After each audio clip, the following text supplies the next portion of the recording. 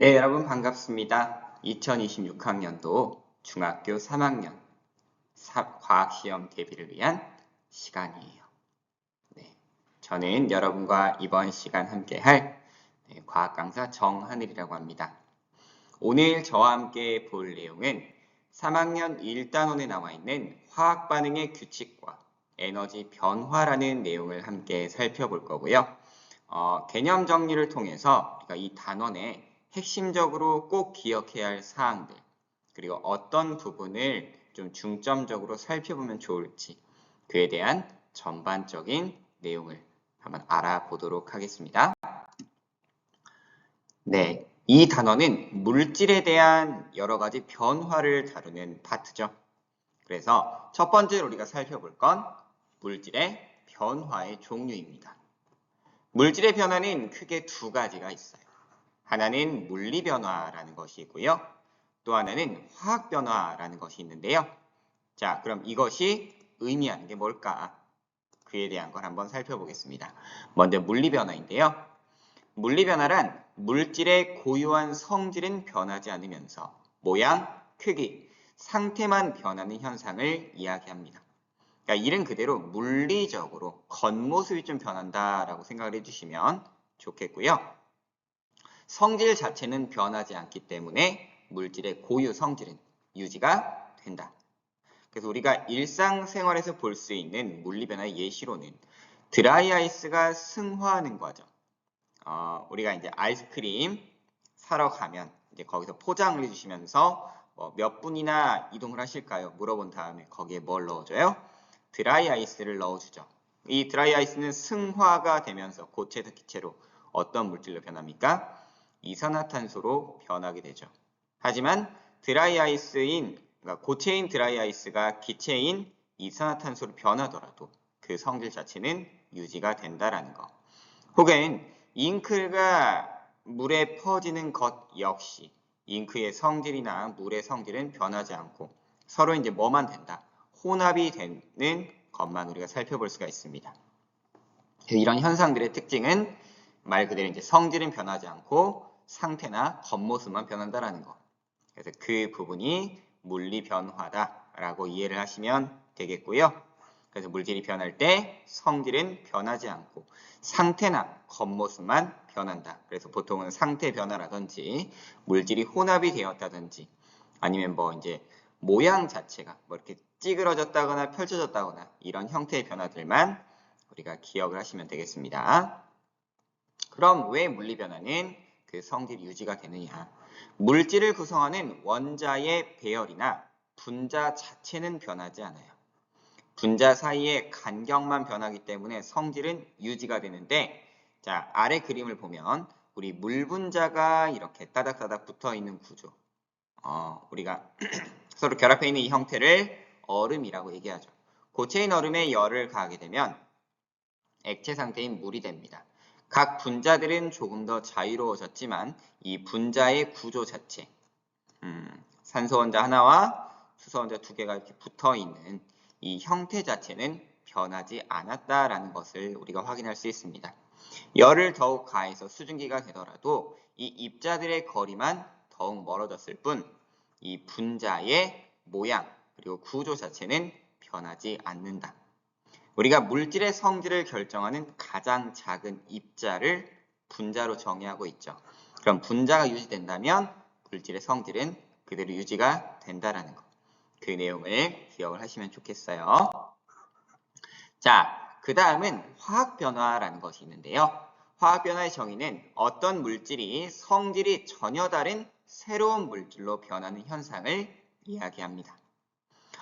그러면 성질이 바뀌었다라는 걸 보았을 때 우리가 앞서 봤던 물리 변화와는 조금 차이가 있구나.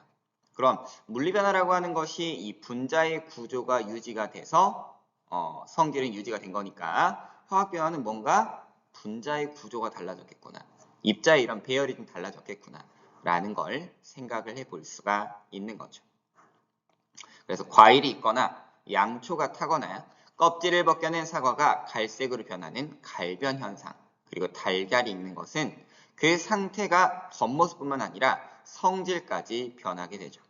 과일 익는다라고 하는 건 내부의 이제 여러 가지 화학 물질의 변화로 인해서 성질 자체가 바뀌게 되고요. 양초가 타는 건 이제 대표적인 연소 반응, 우리가 이제 불에 탄다라고 표현하는 그 과정을 통해서 다른 물질이 생성이 되고, 껍질을 벗겨낸 사과가 갈색으로 변하는 것도 공기 중에 있는 산소와 이 사과를 구성하는 세포 사이의 결합에 의해서 변화가 일어나는 거죠. 그러다 보니 물질이 변하게 되고요. 처음의 물질과 전혀 다른 성질의 물질로 바뀐다. 그것을 우리는 화학 변화라고 한다. 그 내용을 꼭 기억하시면 되겠습니다. 그럼 화학 변화는 왜 이런 성질 변화를 겪게 되느냐? 물질을 구성하는 원자의 배열 혹은 분자의 구조 자체가 바뀌기 때문에 전혀 다른 물질로 변하게 되는 것이죠. 자, 여기 보면은 반응물, 산화구리2라는 물질이 있고요. 탄소가루가 있습니다. 이 두 개의 물질을 연소를 시킬 거예요. 연소를 시키게 되면은 여기 산화구리에 결합해 있던 산소 원자들이 누구와 결합을 하게 되느냐? 탄소와 결합을 하게 되면서 구리와 이산화탄소라고 하는 새로운 생성물을 만들어내게 되고요. 보시면 산화구리 같은 경우는 구리와 산소가 결합해 있었지만 여기는 구리만 남아있죠. 그리고 이 구리와 결합했던 산소는 탄소가루와 결합하면서 이산화탄소라는 새로운 구조를 가진 분자로 변한 것을 확인할 수가 있습니다. 즉 이처럼 입자들의 결합 구조가 바뀌기 때문에 성질 자체도 바뀌게 되더라. 그것을 우리는 화학 변화다라고 지칭한다라는 거 기억하시면 좋겠어요. 다시 한번 정리해 보자면 물리 변화는 뭐가 유지가 된다. 그러니까 분자의 배열 자체만 바뀐다. 그러니까 분자가 가까워지거나 멀어지거나 하는 이런 변화들이 물리 변화이고, 화학 변화는 이 분자를 구성하는 혹은 이 물질을 구성하는 원자의 배열 자체가 변하게 된다. 배열이 바뀌다 보니 성질도 전혀 다른 새로운 물질이 된다는 걸 기억해 주시면 좋겠어요. 자, 그러면 우리 좀 이 화학 변화에 대해서 조금 더 자세히 한번 알아볼 텐데요. 이 화학 변화가 일어나는 과정을 우리는 화학 반응이다라고 이야기하고 있어요. 화학 반응이 뭘까? 화학 반응이 뭘까? 그러니까 화학 변화가 일어나는 과정인데요.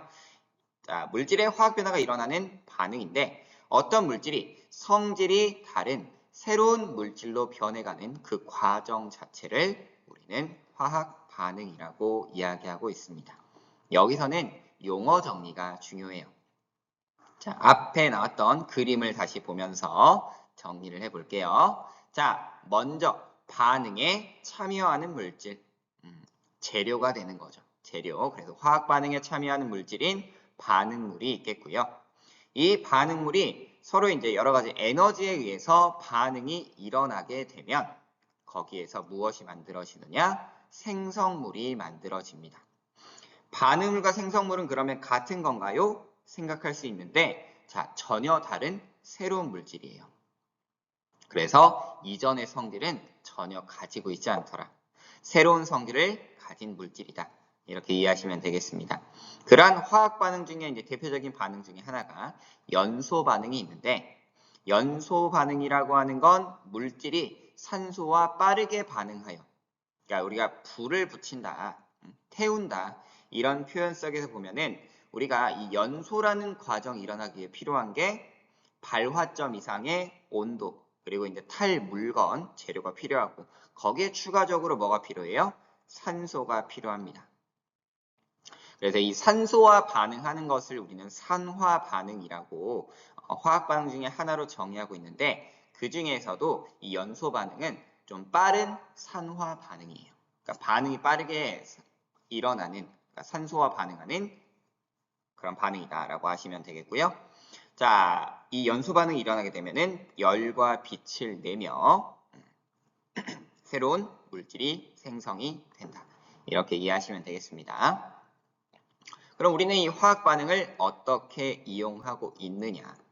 화학 반응을 통해서 새로운 물질이 생성이 된다라고 했죠. 그래서 필요한 물질을 만들어내거나 혹은 이 반응물이 사라지고 새로운 물질이 생성되는 것이기 때문에 그 이전에 불필요하거나 위험한 이런 반응물을 제거하는 과정으로도 활용이 됩니다. 또한 아까 연소 반응이 일어날 때는 열과 빛이 난다라고 했어요. 빛 에너지와 열 에너지가 발생을 하기 때문에 이 화학 반응이 일어날 때 나타나는 그 현상 자체를 이용하기도 한다라는 거.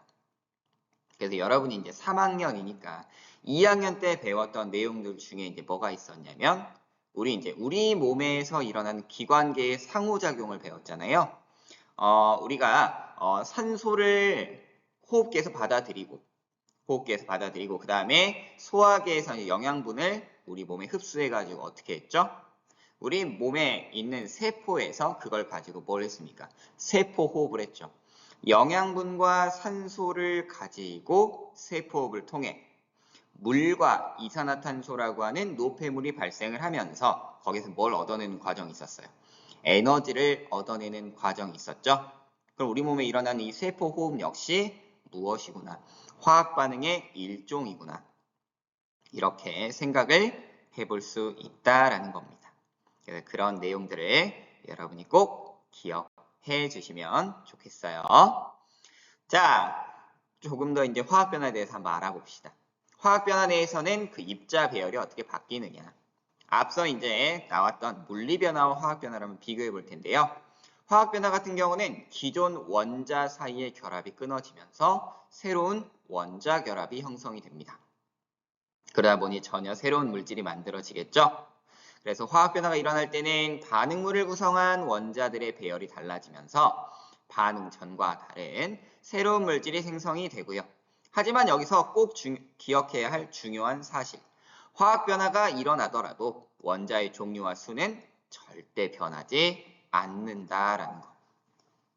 그래서 우리가 화학 변화와 물리 변화를 비교를 할 때 결합의 종류는 화학 변화는 변할 수 있죠. 기존의 결합이 끊어지면서 새로운 결합을 형성을 하니까요.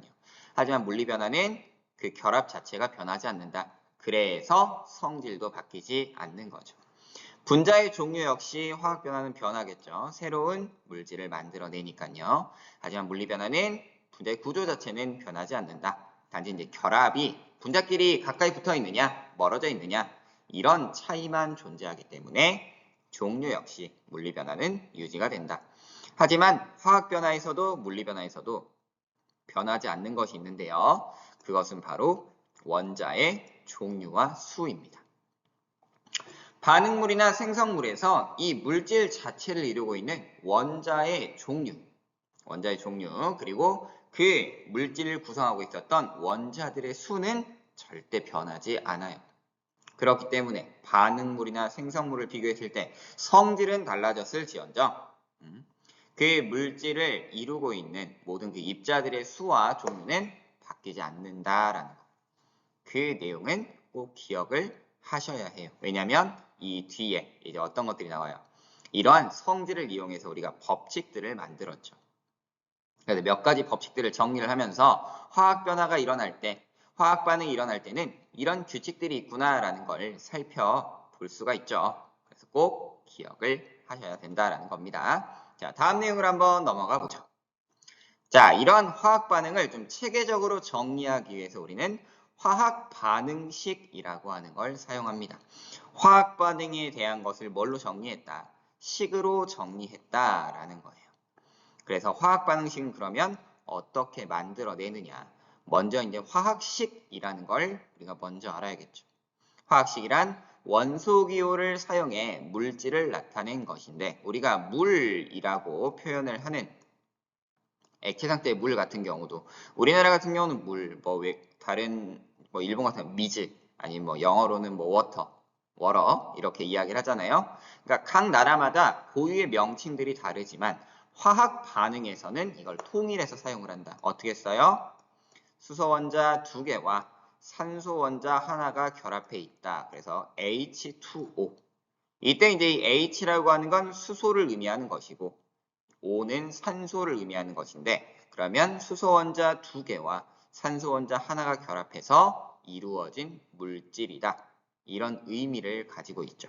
우리가 2학년 때 배웠던 원소 기호를 활용을 해가지고 이렇게 물질을 표현할 수 있다라는 거. 그리고 계수라고 하는 게 있는데 화학 반응식에서 화학식 앞의 숫자, 그 물질의 분자수를 의미하고요. 우리가 이렇게 썼을 때는 물 분자구나 이렇게 알 수 있고 앞에 이렇게 숫자를 적게 되면 이걸 통해서 뭘 알 수 있어요? 물 분자라고 하는 것이 몇 개가 있구나. 2개가 있구나. 이렇게 물질의 분자수를 나타내줄 수도 있다. 그리고 이제 이 계수 같은 경우는 후에 이제 화학 반응식에 들어가게 되면 물질이 반응하는 여러 가지 반응비를 표현을 할 수 있기도 하죠. 그래서 이러한 화학식이나 계수 그리고 이제 일반적인 몇몇 기호들을 활용을 해서 작성을 하는 게 화학 반응식이 되죠. 화학 변화가 일어날 때 물질들이 어떻게 변화하는지를 화학식과 기호를 통해 나타낸 것이다.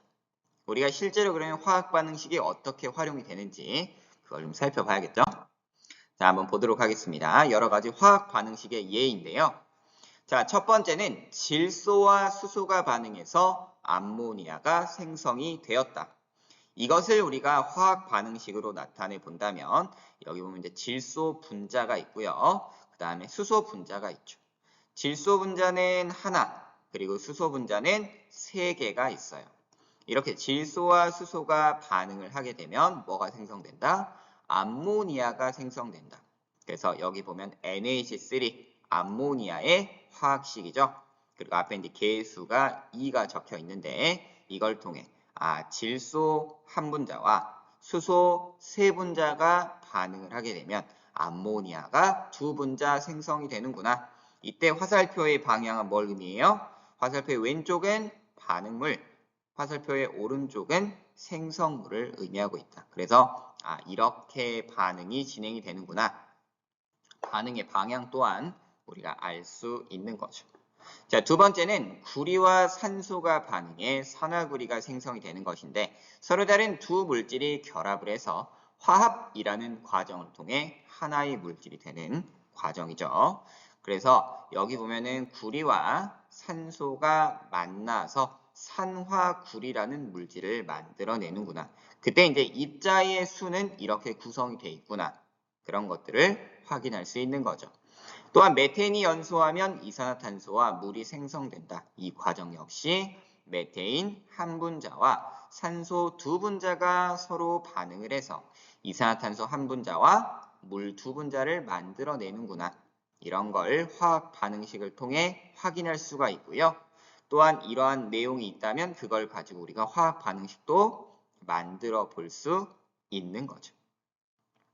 자, 네 번째는 마그네슘과 염산이 반응해서 염화 마그네슘과 수소 기체가 생성되는 반응인데요. 자, 마그네슘 입자 하나와 그 다음에 염산 EHCl이라고 되어 있는 거 보니까 둘이 필요한가 봐요. 그럴 때 MgCl2 마그네슘 하나와 염화이온 2개가 결합했구나. 그리고 거기서 수소 기체가 발생을 했구나 라는 걸 이 화학 반응식을 통해서 우리는 확인해 줄 수 있다라는 겁니다. 그래서 이거는 우리 약속이에요, 약속. 화학 반응식이라고 하는 건 약속인데 세계 공통의 약속이다. 여러분이 나중에 고등학교 올라가게 되면은 이러한 내용을 화학의 언어라고 하는 과정으로 이제 배우게 될 건데 이제 그 과정을 놓고 보자면 우리가 이제 각 세계적으로 이제 단위라든지 이런 것들이 좀 통일이 돼야 되고 그 다음에 언어가 좀 다르기 때문에 나는 한국말하고 저쪽에서는 영어하고 그러면 서로 소통이 안 되잖아요. 그래서 이러한 반응, 과학적으로 뭔가를 이제 표현을 하거나 할 때는 이런 공통적인 기호나 약속을 통해서 전 세계 어디에 두어도 모두가 이해할 수 있게끔 해줘야 한다라는 겁니다. 그래서 이 어려운 걸 꼭 외워야 되나요? 이런 생각이 들 수도 있는데 오히려 이걸 어느 정도 이해를 하고 나면 훨씬 편해요. 내가 어느 곳 어디에 가더라도 이 내용만 보게 되면은 이게 이런 의미를 가지고 있구나라는 걸 좀 더 쉽고 빠르게 이해할 수 있잖아요. 그날의 언어를 굳이 모르더라도 말이죠. 그래서 이런 약속은 굉장히 중요한 것이다 라는 것도 한번 말씀을 드려봅니다. 자, 다음으로 가서요. 이 화학 반응식이 어떻게 구성이 되어 있는지 그걸 한번 보도록 할게요. 자, 기본적으로 이제 반응물은 왼쪽, 생성물을 오른쪽에 화학식으로 기록을 해주고 자, 작성을 하는 방법입니다. 그래서 예를 들어서 수소와 산소가 반응을 해서 뭘 만들어냈습니다. 물을 만들어냈습니다. 라고 할 때 우리는 반응물을 왼쪽에 놓고요. 그다음 오른쪽에는 물이 생성됐습니다. 이렇게 놓는 거죠. 그리고 반응물의 사이 혹은 생성물 사이에 더하기 기호. 이 더하기는 서로 합해졌다라기보다는 이런 물질들이 나와 있다라는 걸 표현을 하는 거고, 반응물과 생성물 사이에는 화살표로 연결을 해주는데, 자, 반응물이 왼쪽에 있고 생성물이 오른쪽에 있으니까 이쪽으로 반응이 일어났다라는 걸 표시를 해줍니다. 자, 그리고 나서 이제 화학식으로 이제 써줘야겠죠. 그래서 수소는 수소 기체니까 H2 써주고, 그 다음 산소 기체는 O2 써주고, 여기서 이제 물이 생성이 되었다. H2O 이렇게 적어줄게요. 그리고 이제 이렇게 두 개가 반응을 해서 이 방향으로 반응이 일어났습니다. 그래서 반응물과 생성물을 구분을 해 주었습니다. 그리고 화살표 양쪽에 원자의 종류와 수가 같도록 화학식 앞에 개수를 맞춰 줄 건데요. 자, 이쪽 반응물 쪽을 보면은 수소가 지금 몇 개 있어요? 2개가 있어요. 그리고 산소도 지금 2개가 있죠. 자, 이렇게 된단 말이야. 근데 오른쪽은 수소가 지금 몇 개 있어요? 2개가 있고 산소가 하나가 있습니다. 양쪽을 똑같이 맞춰줘야 되니까 이제 어떤 과정을 거쳐줘야 되느냐. 개수를 맞춰주는 과정을 해 주어야죠. 수소는 같은데 산소의 개수가 다르니까. 자, 많은 걸 줄일 수는 없어요. 그래서 적은 걸 올려줍니다. 그래서 이제 개수를 적어주는데 개수를 적을 때는 이건 이제 자연수로 적어주셔야 돼요. 자, 그래서 산소가 하나니까 여기다 2를 써볼게요. 그러면 산소가 2개가 되고 수소가 몇 개가 됐어요? 4개가 됐죠? 아, 그럼 이제 산소는 맞았네. 2개. 근데 수소가 달라졌네요? 그러면 4개니까 이것도 이제 올려줘야겠죠. 그러려면 앞에다 얼마를 써줘? 수소기체 앞에다 2를 써주면서 여기도 4로 맞춰주면 이제 양쪽이 똑같아졌습니다. 그래서 EH2 플러스 O2 반응을 해가지고 EH2O가 만들어졌구나. 이렇게 해서 양쪽의 원자의 종류와 수를 동일하게 맞춰줘라. 자, 이렇게 완성을 했다면 이 화학 반응식에서 반응물과 생성물을 구성하는 원자의 종류와 수가 같은지 다시 한번 확인을 하면서 화학 반응식의 구성을 마무리해 주시면 되겠습니다. 혹시나 이제 상태 표시를 하거나 뭐 앙금이나 기체 발생을 표현하고 싶다. 앙금 같은 경우는 아래 화살표로, 기체 반응은 이제 기체가 반응해서 올라갔다. 이런 위쪽으로 화살표를 표시해 주고 물질 뒤에다 해주시면 돼요. 그리고 또 이제 고체 같은 경우는 이제 그 상태를 표시할 때 S, 그 다음에 액체는 L, 그 다음 기체 같은 경우는 가스니까 G. 그리고 이제 수용액을 표시하고 싶다. 그럼 AQ. 이런 식으로 이제 모두 표현해 줄 수 있다. 물질의 상태도 표현을 해 줄 수 있다라는 겁니다. 그래서 그런 내용까지 기억을 하고 준비를 해주시면 될 것 같습니다. 그래서 화학 반응식은 이렇게 만들어지는구나 라는 걸 꼭 기억해 주세요. 왜냐하면 화학 반응식은 여기에서만 쓰는 게 아니라 앞으로 여러분들이 계속 활용해 나가야 될 부분이기 때문에 꼭 기억을 하고 계셔야 돼요. 2학년 때는 원소기호 외우는 어려웠는데 이온 쓰는 것도 어려웠는데 이런 거 외워야 된다고요? 슬플 수 있지만 앞에서도 얘기했다시피 이거는 전 세계가 공통으로 가진 약속이에요. 그러니까 오히려 이걸 알아두면 여러분이 좀 더 자유롭고 편안하게 활용할 수 있는 겁니다. 그래서 꼭 아시면 좋겠어요. 자, 그럼 이러한 화학 반응식이 가지는 의미는 뭐냐? 이 부분을 저는 말씀드리고 싶어요. 화학 반응식을 이용하면 물질의 변화를 쉽게 알 수 있습니다. 여러분 문장 긴 거 되게 싫어하잖아요. 책도 글이 너무 많으면 읽기 싫어. 근데 화학 반응식은 이걸 되게 간단하게 표현을 한 겁니다. 그렇기 때문에 이게 오히려 여러분 세 줄 요약 좋아하죠. 이게 요약이 된 거야. 그러니까 얼마나 편합니까? 이것만 딱 보면 웬만한 건 다 알 수 있어요. 그래서 다시 한번 이제 물질의 종류는 화살표 왼쪽은 반응물, 오른쪽은 생성물을 나타낸다.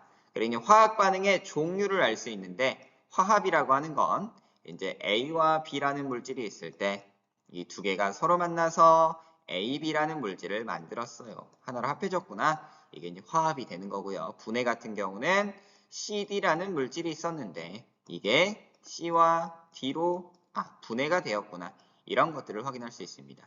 치환이라고 하는 건 일종의 자리를 바꾸는 개념이죠. 자, A, B와 C를 반응을 시켰더니 자, B 자리에 C가 들어가고 B는 뭐 석출이 되었다. 우리가 보통 이제 금속의 석출 반응이나 이럴 때 보통 활용하는 게 치환 반응. 복분해 같은 경우는 이제 서로 자리를 바꾸는 겁니다. A, B와 CD라는 물질이 있을 때 서로 자리를 바꿔가지고 A, B와 C, B가 만들어진다. 이런 걸 이제 복분해 반응이라고 하고요. 이런 물질들이 어떻게 반응하고 있느냐. 문장으로만 봤을 때는 헷갈리는 것들도 이 화학 반응식을 통해 살펴보면 금방 어떤 반응인지를 알 수 있다라는 겁니다. 이때 이제 화학 반응식에서 약속. 우리가 화학 변화할 때도 얘기했지만 반응 전과 후에 원자의 종류와 수는 변하지 않아요. 배열만 달라지는 겁니다. 그래서 화학 반응식을 볼 때는 그럼 꼭 뭘 확인해야겠구나. 이 원자의 종류와 수는 똑같은지 다른지, 다르다면 아까 뭘 해줬어요? 계수를 맞춰줬잖아요. 그래서 이 계수를 맞춰줘서 화학 반응식이 정확하게 표현이 되어 있는지를 살펴봐야 되는 거고요. 그리고 이거는 좀 이제 추가적으로 내가 만약에 원자의 상대적인 질량을 알고 있다면 반응물과 생성물의 질량 관계도 알 수 있습니다. 이 계수만 가지고는 예를 들어 아까 이제 우리 앞에 있었던 EH2 플러스 O2 반응해서 뭐가 생성이 되었구나. EH2O 물이 생성이 되었구나. 이 반응에서 우리가 확인할 수 있는 건 기본적으로 이제 수소 두 분자와 산소 한 분자가 만나서 물 두 분자가 생성이 되었구나 라고 하는 이런 분자 수의 비, 그리고 이제 앞에 있는 이 계수 2대 1대 2라고 하는 계수 비를 알 수가 있죠. 거기에 더불어서 얘네들이 다 모두 기체라면 기체의 반응이 일어나는 이 부피 비도 알 수 있어요. 거기에 더불어 이제 여러분이 좀 더 윗과정을 가게 되면 고등학교 올라가서 몰이라는 걸 배우게 될 텐데 몰이라고 하는 건 입자를 세는 단위죠. 이 입자를 세는 단위인데 그 몰수의 비, 몇 몰, 2몰 반응하고 1몰 반응해서 2몰이 생성이 됐습니다. 이런 것도 알 수 있습니다. 근데 거기에 더불어 내가 질량만 알고 있다면 질량 B까지 알 수 있는 거예요. 실제로 이제 이렇게 질량 B를 비교해 보면 질량 B가 어떻게 나오면 1대 8대 9가 나오거든요. 왜냐면 저는 상대적인 질량을 알고 있거든요. 그걸 가지고 반응물과 생성물의 질량 관계까지 알 수 있습니다. 그러면서 이 화학 반응식을 통해 우리는 뒤에 나오는 질량 보존 법칙이라는 거, 그리고 일정 성분비 법칙이라는 것도 성립하는구나 라는 걸 정리해 나갈 수 있어요. 그만큼 이 화학 반응식은 많은 의미를 가지고 있습니다. 그래서 중요한 거예요. 그래서 중요한 겁니다. 그럼 지금 여기 소개된 질량 보존 법칙은 무엇이고 일정 성분비 법칙은 무엇이냐? 무엇이냐? 그걸 또 이제 살펴봐야겠죠. 한번 보도록 하겠습니다. 자, 화학 반응의 법칙. 첫 번째는 질량 보존 법칙이라고 하는 건데요. 이름 그대로예요. 질량이 뭐한다? 보존된다. 질량은 그대로 유지된다라는 법칙이고요. 자, 질량 보존 법칙의 정의를 보자면 화학 반응이 일어날 때 반응하기 전 물질의 전체 질량과 반응이 일어난 후에 물질의 전체 질량은 항상 뭐하다? 동일하다. 비단 화학 반응만 얘기하는 건 아니고요. 우리 물리변화에서도. 물리변화라고 하는 거는 성질이 변하지 않았죠. 분자의 배열만 바뀌는 거였죠. 그럼 이거는 질량이 바뀔까요? 이것도 질량은 변하지 않습니다. 물리변화는 당연히 질량은 보존될 것이고 화학 반응 역시 질량은 보존된다. 그러면 실제로 질량이 보존되는지 그걸 이제 살펴봐야 될 텐데 자, 화학 반응 같은 경우는 전혀 다른 새로운 물질이 생성되거나 없어지거나 하기 때문에 물질을 구성하고 있는 원자들이 없어지거나 새로 생기지는 않을까? 그런 생각이 들 수도 있어요. 하지만 이 원자의 배열만 바뀌는 거지 원자의 수나 종류는 바뀌지 않기 때문에 질량은 보존이 됩니다. 됩니다. 실제로 이제 그렇게 되는지 보자면 우리 아까 앞에서 봤던 질소와 수소가 만나 암모니아를 생성하는 반응인데요. 자, 여기 보면 질소와 수소라는 게 반응물이었고 암모니아가 생성물이에요. 하지만 자, 전혀 다른 새로운 물질이 생겼고 기존에 있던 물질은 없어지더라도 얘를 구성하고 있는 반응물에 있는 질소 몇 개? 2개. 반응물에 있는 수소 몇 개? 6개죠. 생성물의 암모니아를 보더라도 질소는 2개, 수소는 6개이며 종류도 역시 질소와 수소로 동일하죠. 그러면 반응이 일어나더라도 이 입자들의 종류와 수는 바뀌지 않네. 그러면 얘네들이 차지하고 있는 질량 또한 변하지 않겠네. 라는 걸 우리가 알 수 있다라는 겁니다. 실제로 우리가 질량을 측정해서 보면 변하지 않는다라는 걸 실험을 통해서 우리가 알 수 있죠. 자, 질량 보존 법칙에는 여러 가지 화학 반응들을 통해서 그 내용을 살펴볼 수가 있는데요. 자, 실제적으로 이제 어떤 반응들이 있고 그를 통해 어떤 결과물들이 나오게 되는지 그걸 한번 보도록 하겠습니다. 첫 번째 이제 앙금 생성 반응을 볼 텐데 앙금 생성 반응은 2학년 때 여러분들이 그토록 많이 외웠던 뭐 염화은은 흰색, 뭐 아이오딘 하나, 뭐 노란색, 뭐 등등등 해가지고 앙금의 종류와 색깔, 어떤 이온들이 앙금을 만드는지 그런 것들을 살펴보았잖아요. 여기서는 뭔 성립한다? 질량 보존이 성립한다. 그러니까 뭔가 가라앉는 물질이 생겼으니까 가라앉는다는 건 뭔가 질량이 증가했다는 걸까? 아니면 가라앉았으니까 우리 질량이 줄어들었다는 얘기일까? 그렇게 볼 수도 있지만 앙금 생성 반응에서 질량은 보존된다라는 거죠. 두 종류의 수용액을 섞었을 때 수용액 속의 이온들이 반응해서 물에 녹지 않는 화합물, 그러니까 염, 앙금을 생성을 하죠. 그때 앙금이 생성이 되더라도 반응 전후 물질의 전체 질량은 변하지 않는다라는 겁니다. 왜냐? 반응 물질을 구성하는 이 입자들의 배열이 달라져가지고 여기 지금 복분해를 통해서 서로 이제 자리를 바꾸더라도 새로운 물질이 생성되더라도 반응 전후 원자나 이온의 종류와 수는 같다라는 거죠.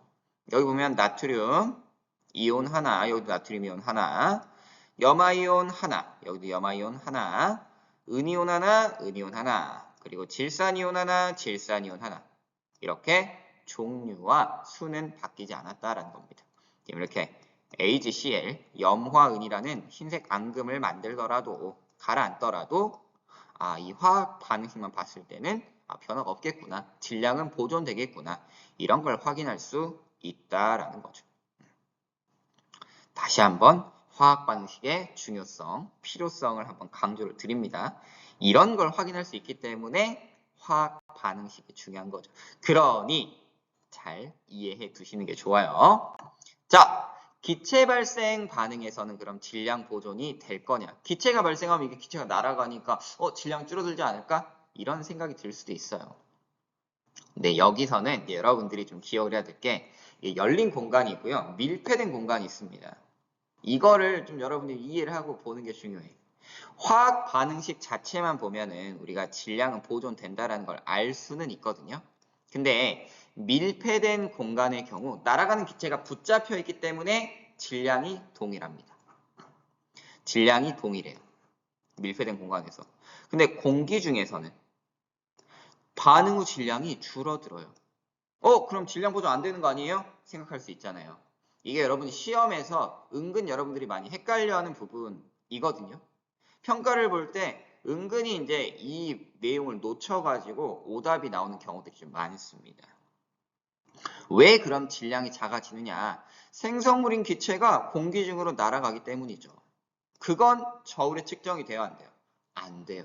근데 만약에 날아간 공기를 끄집어 와가지고 저울에 측정을 할 수가 있다면 질량은 보존이 된다라는 거.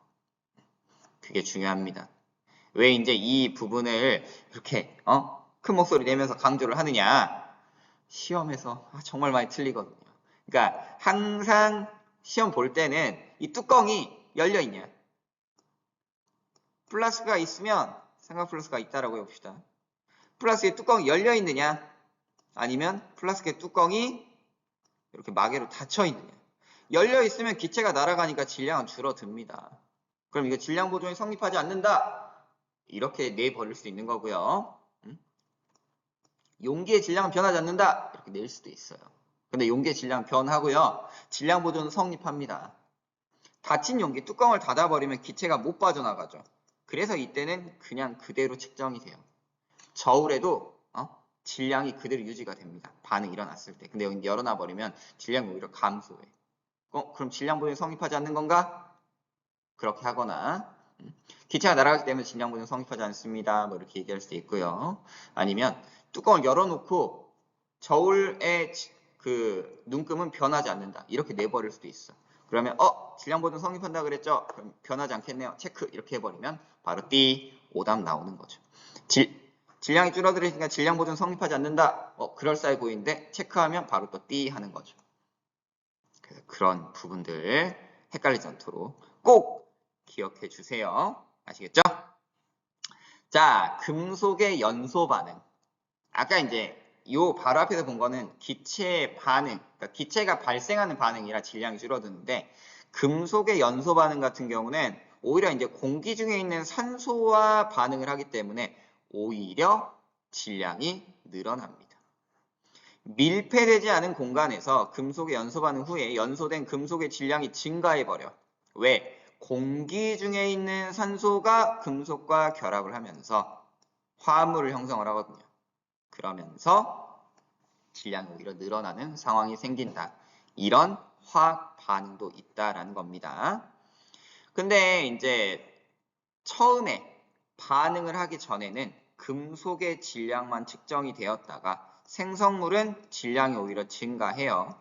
근데 이게 만약에 밀폐된 공간에서 반응을 한다면 질량은 변하지 않는다. 그럼 늘어난 만큼이 뭐의 질량이 되겠구나? 산소의 질량이 되겠구나. 이런 것도 이제 우리가 생각을 해볼 수 있는 거죠. 그러니까 역으로 이렇게 생각을 하는 거야. 질량이 늘어났네? 그럼 이만큼의 산소가 반응을 했다는 얘기네? 그럼 이제 이거 가지고 뭐 구할 수 있겠어? 반응한 산소의 질량을 구해 줄 수도 있겠죠. 자, 이 금속의 연소 반응에서도 반응물인 금속 원자와 산소 원자가 화합했을 뿐 원자가 생기거나 없어지지는 않았다라는 거 알아주세요. 다음 두 번째로 우리가 살펴볼 법칙은 일정 성분비 법칙입니다. 일정 성분비 법칙. 일정 성분비 법칙이 대체 무엇일까? 개념은 이런 거예요. 화합물을 구성하는 성분 원소 사이에는 일정한 뭐가 성립한다? 결합비, 질량비가 성립합니다. 일정한 질량비가 성립을 하는데 그러니까 일정한 비율로 서로 결합을 합니다. 그러니까 결합하는 개수가 결정이 되어 있어요. 그래서 두 가지 이상의 물질이 반응해서 새로운 화합물을 생성할 때 반응물 사이에는 일정한 양적 관계다라고 하는 건 이제 일종의 결합 비율, 질량비 이런 것들을 얘기합니다. 일정 성립 법칙으로 화합물은 두 종류 이상의 원자가 간단한 정수비로 결합해 만들어진다는 사실을 설명을 할 수가 있고요. 여기서 나타나는 이 간단한 정수비가 뒤에 가면 이제 뭘로 표현이 되는 거냐면 화학 반응식에서의 개수비로 그게 이제 반응의 비가 되는 겁니다. 그렇게도 우리가 살펴볼 수가 있어요. 자, 볼트와 너트로 어우러진 화합물 BN2라는 얘기는 볼트 하나에 너트 2개 붙어있는 물질이라는 얘기입니다. 그러면 볼트 하나에 너트 2개가 결합을 해서 BN2 이걸 이제 우리가 화학 반응식으로 꾸며본다면 BEN 해서 BN2다. 일정한 비율로 1대 2대 1로 그러니까 하나, 2개 결합해서 하나의 화합물을 만들어낸다. 이렇게 화학 반응식도 만들어 볼 수 있는 거죠. 이런 걸로 좀 확인을 해볼 수 있고요.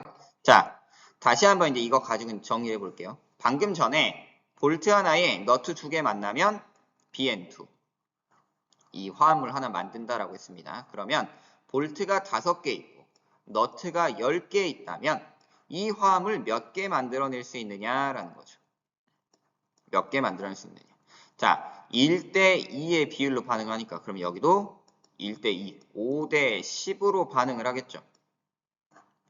5대 10으로 반응할 거고 1대 2대 1로 반응하니까 만들어지는 화합물은 몇 개겠구나. 5개겠구나. 그래서 5개 만들 수 있군요. 남는 모형이 있어요, 없어요? 없습니다. 자, 그 다음 볼트가 6개 있고 너트가 15개 있다면 몇 개 만들 수 있을까? 자, 얘는 1대 2대 1로 방금 반응했어요. B 플러스 2N 해가지고 몇 개 BN2 만든다. 이렇게 우리가 이제 봤잖아요. 그럼 이제 몇 개 있어? 볼트는 6개가 있고 너트는 15개가 있습니다. 몇 대 몇으로 반응해? 1대 2로 반응하니까. 볼트는 6개 최대 반응할 수 있고 그럼 너트는 몇 개 반응하나? 12개 반응하겠구나. 그리고 나서 얘는 몇 개 만들겠구나. BN2는 6개 만들겠구나. 이렇게 볼 수가 있고 근데 너트가 원래 몇 개 있었어? 15개 있었잖아요. 15개인데 다 반응하는 게 아니라 몇 개만 반응해? 12개만 반응합니다. 그럼 몇 개 남아요? 너트가 3개 남겠구나. 그리고 나서 화합물은 몇 개 만들어지겠구나. 6개 만들어지겠구나. 이렇게 이제 정리해가지고 너트는 3개 남았고 그 다음에 화합물은 6개가 생성이 된다. 이렇게 살펴볼 수 있는 거죠. 우리가 이렇게 정리를 할 수 있는 이유는 무슨 법칙 덕분에? 일정 성분비 법칙 때문에. 그래서 BN2는 볼트 1개, 너트 2개로 이루어져 있으며 화합물을 이루는 볼트와 너트의 개수비는 일정하기 때문에 여분의 모형은 결합하지 못하고 남게 된다. 그런 사실을 이제 여러분이 확인을 할 수가 있고 그럼 이제 이거 가지고 이제 뭐도 하겠어? 문제도 나오겠죠. 이제 문제 만나면 이제 어떻게 해야 돼? 잘 풀어주시면 됩니다. 잘 풀어주시면 돼요. 자, 앙금 생성 반응. 우리 아까 질량 보존 법칙 할 때도 봤는데 앙금 생성 반응에서도 질량비는 성립하느냐? 한번 봐야죠. 아이오딘화 칼륨 수용액에 질산납 수용액을 반응을 시킵니다. 그러면 여기는 아이오딘화 이온과 여기는 납이온이 반응을 해가지고 아이오딘화 납을 생성을 할 거예요. 그쵸? 자, 그때 일정량의 아이오딘화 칼륨 수용액에 그러니까 아이오딘이 이미 들어있는 상황에서 뭘 넣었어? 질산납을 A에는 넣지 않고 B 조금, C, D, E, F 이렇게 점점 양을 늘려가면서 넣었습니다. 그럴 때 앙금이 생성되는 모습을 살펴보니 얘가 계속 올라가는 게 아니라 어느 시점이 되면은 높이가 일정한 것을 확인할 수 있다. 그럼 이게 왜 일정하냐? 이유는 처음에 들어있던 아이오딘과 칼륨 수용액이 질산납과 모두 반응을 끝냈기 때문에. 그러니까 계속 생성이 되는 게 아니라 원래 들어있던 이 수용액 속의 아이오딘과 이온이 납 이온과 반응을 하는데 반응을 하다 보면 점점 그 양이 어떻게 돼요? 줄어들게 되죠. 그러니까 여기 D 이상 EF부터는 이제 뭐가 남아? 납이온이 남는 거죠. 왜? 아이오딘과 이온이 이미 반응이 끝났거든. 그래서 일정한 개수비로 결합을 하는구나 라는 사실을 알 수가 있죠. 그래서 화학 방식을 보면은 자 여기 보면 아이오딘과 칼륨 그리고 여기 질산납이 있죠. 반응을 해가지고 어떻게 돼요? 질산 칼륨과 여기 보면 아이오딘과 납을 생성을 했구나. 그렇게 볼 수 있는 겁니다. 그래서 질산납 수용액의 부피 계속 늘어나더라도 앙금의 높이가 동시에 계속 올라가지 않는 이유는 그런 것 때문이다. 그렇게 이해를 해 주시면 되겠습니다. 자, 일정 성분비 법칙 계속 살펴볼게요. 자, 다음에 이제 금속의 연소 반응에서의 양적 관계인데, 자, 마그네슘을 연소시킵니다. 그러면 누구랑 반응해? 연소 반응이라고 하는 건 산소와 빠르게 반응을 하는 거예요. 그래서 산화 마그네슘이라는 물질, 화합물을 새로 생성을 하죠. 근데 마그네슘이 질량이 늘어날 때마다 거기에 맞춰서 산소의 질량도 일정하게 늘어나는 것을 우리가 확인을 할 수가 있어요. 그래서 마그네슘이 0.3g 반응할 때는 생성되는, 그러니까 이거는 뭘로 구하는 거냐면 생성된 산화 마그네슘의 질량을 가지고 구한 거야. 마그네슘을 0.3g을 연소시켰더니 산화마그네슘이 0.5g이 생성이 됩니다. 그럼 이때 반응한 산소의 질량은 얼마겠구나? 0.2g이겠구나. 이렇게 판단을 한 거고요. 0.6g 연소시키면 산화마그네슘은 1.0g이 생성이 돼요. 그럼 거기에 따라 산소의 질량이 0.4g이구나. 이렇게 알 수 있는 거죠. 그래서 이제 이걸 쭉 정리를 해보니까 반응하는 마그네슘과 산소의 질량비가 언제나 얼마로 동일하구나. 3대 2로 동일하구나. 그리고 이제 이 반응을 보니까 마그네슘과 산소 원자가 일정한 개수비로 결합을 하는구나. 그러니까 2대 1대 2라고 하는. 마그네슘 입자 둘이 있으면 산소 분자 하나와 결합해서 산화마그네슘이라고 하는 이 입자를 둘을 만들어내는구나 라는 양적 관계까지 우리가 확인을 해볼 수 있다라는 겁니다. 그런데 이 일정 성분비 법칙 가지고 우리가 또 이제 볼 수가 있는 게 살펴봐야 되는 게 있는데 일정 성분비 법칙과 그러니까 입자 모형을 좀 보자면 특정 화합물을 구성하는 원자의 종류와 수는 언제나 일정해요. 그러니까 우리가 뭐 염화 나트륨이다 라고 부른다면 그거는 나트륨 이온 하나와 염화 이온 하나가 결합해 있는 거고요. 아이오딘과 납이다 라고 하면 아이오딘 이온 둘에 납이온 하나 붙어 있고 이렇게 원자의 종류와 수가 일정합니다. 그래서 같은 종류의 원자 질량은 다 동일해요. 그래서 화합물을 구성하는 성분 원소의 질량비 역시 항상 일정하게 나타나게 되는데 이때 화합물을 구성하는 성분 원소가 똑같다고 하더라도 질량비가 다르다면 완전히 서로 다른 물질이 되어버립니다. 예를 들어 여기 보면은 탄소와 산소가 결합한 두 물질이 있어요. 하나는 우리가 일산화탄소라고 부르고요. 또 하나는 이산화탄소라고 부르고 있는데 일산화탄소 같은 경우는 탄소 원자와 산소 원자가 1대1의 비율로 결합을 합니다. 그래서 질량비가 몇 대 몇이냐? 3대4예요. 측정을 해보면 이산화탄소는 탄소 원자 하나에 산소 원자가 2개 결합한 그런 분자입니다. 질량비를 살펴보면 3대8인데 똑같이 탄소와 산소로 구성이 되어 있지만 결합의 비율이 다르기 때문에 성질은 전혀 다른 물질이 되는 것이죠. 그래서 우리 일상생활, 우리 주변에는 구성 원소는 같지만 성분의 비율이 달라. 그러니까 원소들이 결합한 비율이 다르다 보니까 전혀 다른 성질을 가진 그런 물질들이 굉장히 많습니다.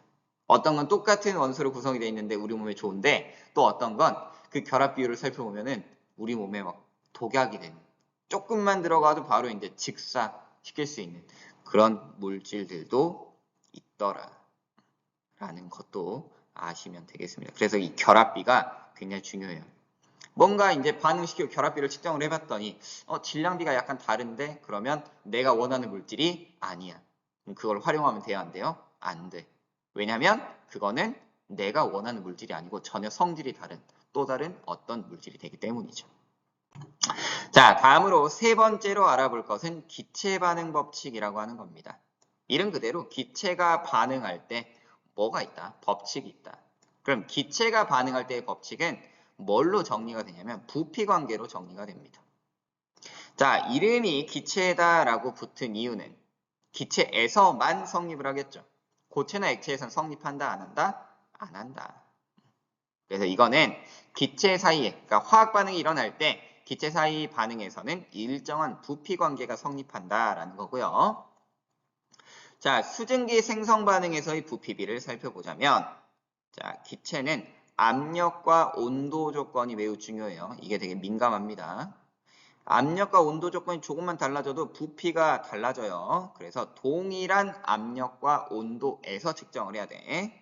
그때 수소기체와 산소기체가 반응해 수증기를 생성한다면 이때 각 기체의 부피비는 수소 대 산소 대 수증기가 2대 1대 2가 되더라.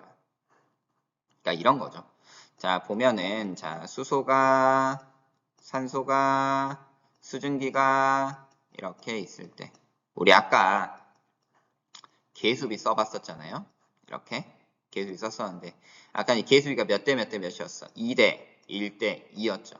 이거는 입자의 수, 수소 두 분자에 산소 한 분자가 반응해서 수증기가 두 분자가 생성이 돼요. 라는 걸로도 좀 정리가 되는 한편 이걸 이제 기체로 이야기를 한다면 수소 2리터가 있을 때 산소 1리터가 반응을 해서 수증기를 2리터 만듭니다. 라고 하는 부피비도 성립한다라는 겁니다. 그럼 여기에서만 성립을 하는 것이냐? 암모니아 기체를 만들 때도 일정한 부피비가 성립하더라. 아까 우리 N2, 3H2 반응해서 이 NH3 만들었어요. 여기에서도 계수 B가 곧 지금 뭐가 되고 있어요? 기체 사이에서 반응의 부피 관계가 지금 나타나고 있죠. 부피비가 질소대, 수소대, 암모니아가 1대 3대 2라고 하는 것으로 지금 정리되는 것을 우리가 지금 확인을 해볼 수가 있습니다. 그럼 기체 사이에서는 온도와 압력이 일정하다면 일정한 부피비로 반응을 하는구나. 이건 이제 앞서 나온 질량 보존 법칙이나 일정 성분비 법칙에 이어서 지금 등장을 하고 있구나. 라는 걸 이제 우리가 알 수 있는 거죠. 단 여기서 이제 주의할 거는 이거는 뭐의 반응이다? 기체 상태에서의 반응이다. 그러니까 기체 반응 법칙. 어디만 성립한다? 기체에서만 성립한다. 이걸 토대로 염화수소 같은 경우도 수소기체와 염소기체가 반응을 하면 뭐가 생성이 된다? 염화수소기체가 생성이 된다. 여기도 1대 1대 2라고 하는 부피비가 성립하는 것을 확인을 할 수 있습니다. 자, 그래서 이 기체 반응 법칙 같은 경우는 중요한 건 뭐다? 일정한 압력과 온도라고 하는 이 조건이 반드시 들어가 줘야 되고요. 이러한 일정한 압력과 온도 사이에 기체들이 반응해 새로운 기체를 생성을 할 때 기체. 그러니까 반응물도 기체고요. 생성물도 기체여야 합니다. 그럴 때 각 기체의 부피 사이에는 간단한 정수비가 성립하는구나. 그리고 이 기체 반응에서의 부피비는 화학 반응식에서의 계수비, 분자수비와 같기 때문에 반응물질과 생성물질이 모두 기체인 경우에는 화학 반응식의 계수비는 부피비와 동일해지더라. 그래서 기체 조건에서는 계수비, 분자수비, 그리고 부피비가 다 같다. 그럼 질량비는 같나요? 질량비는 다르죠. 질량비는 이 법칙을 따라가지 않으니까요. 질량비 역시 일정한 그 규칙을 가지고 있어요. 일정 성분비를 가지고 있는데 그게 계수비와는 같지 않다라는 거 기억하세요. 자, 이제 마지막 파트로 이제 우리가 살펴볼 거는 화학 반응은 그냥 일어나지 않습니다. 화학 반응에는 반드시 뭐가 필요하냐면 에너지가 필요해요. 어떤 반응은 에너지가 들어가면서 반응이 일어나는 경우도 있고요. 또 어떤 반응은 반응이 일어난 이후에 에너지가 빠져나오는 반응이 있어요. 근데 대부분의 에너지는 어떤 형태로 출입을 하게 되느냐? 열 에너지의 형태로 출입을 합니다. 그래서 열 에너지의 출입이기 때문에 자, 열 에너지가 들어가면 주변에 있는 열을 흡수해서 반응이 일어나겠죠. 혹은 반응이 일어날 때 에너지를 내보낸다면 주변으로 열 에너지를 뿜어내면서 반응이 일어날 거예요. 그래서 이것을 각각 발열 반응과 흡열 반응으로 이야기하고 있습니다. 그래서 의미만 여기는 좀 기억을 하시면 좋겠어요. 그래서 발열 반응이라고 하는 건 발열, 열을 발생시키는 반응입니다. 그러니까 화학 반응이 일어날 때 주변으로 열 에너지를 방출하게 되고 그러면 주변으로 열 에너지를 보냈기 때문에 주변의 온도는 어떻게 될까요? 주변의 온도는 올라가겠죠. 열 에너지가 나왔으니까. 화학 반응에 의해서 발열 반응이 일어나면 주변의 온도는 올라간다. 그럼 반대로 흡열 반응 같은 경우는 화학 반응이 일어날 때 에너지를 흡수하는 반응입니다. 그래서 화학 반응이 일어날 때 주위의 열 에너지를 흡수해서 그럼 주변 온도는 어떻게 되겠어요? 낮아지겠죠. 그럼 발열 반응이 일어나면 따뜻해지겠구나. 흡열 반응이 일어나면 추워지겠구나. 이런 거 생각해 볼 수 있고 이거 딱 떠올리면 뭐 하나 떠오르는 거 있나요? 발열 반응 중에 여러분 추운 겨울에 우리 뭐 써? 핫팩 쓰잖아. 핫팩. 핫팩 같은 경우는 흔들어 쓰거나 아니면 똑딱이 이런 거 쓰는데 그거 다 흔들거나 똑딱이 하면 따뜻해지죠. 그럼 이건 무슨 반응이겠구나. 이건 발열 반응이겠구나. 라는 걸 알 수가 있고 그 다음 아이스팩 같은 경우 아이스팩 같은 경우는 만지면 시원하죠. 차갑습니다. 그 얘기는 주변을 시원하게 해주는구나. 그럼 이건 뭐구나? 흡열 반응이겠구나. 이런 걸 우리는 생각해 볼 수 있다라는 겁니다. 이제 마지막으로 이제 발열 반응과 흡열 반응을 살펴보면서 내 주변에는 그럼 어떤 발열 반응이 있을까? 흡열 반응은 어떤 게 있을까? 좀 찾아보는 것도 여러분이 내용 정리하면서 이 단원을 마무리하기에 좋은 그런 과제가 아닐까 싶습니다. 그래서 한번 관심을 가지고 찾아보는 것도 좀 공부에 도움이 되실 것 같아요. 자, 이렇게 해서 1단원에 대한 내용, 화학 반응의 규칙과 에너지 변화 살펴보았고요. 부디 이제 여러분의 이 1시간 정도 했는데 이 1시간이 조금이나 좀 도움이 되길 바라며 이 단원을 잘 정리해가지고 앞으로의 과정에서도 도움이 좀 되고 그 다음에 공부하시는데 좀 좋은 그런 방향이 좀 제시가 되었으면 좋겠습니다. 네, 긴 시간 들어주시느라 수고하셨고요. 네, 여러분의 현재와 미래를 응원합니다. 네, 화이팅! 그러면 우리 또 다음에 또 다른 주제로 또 만나보기로 해요. 안녕!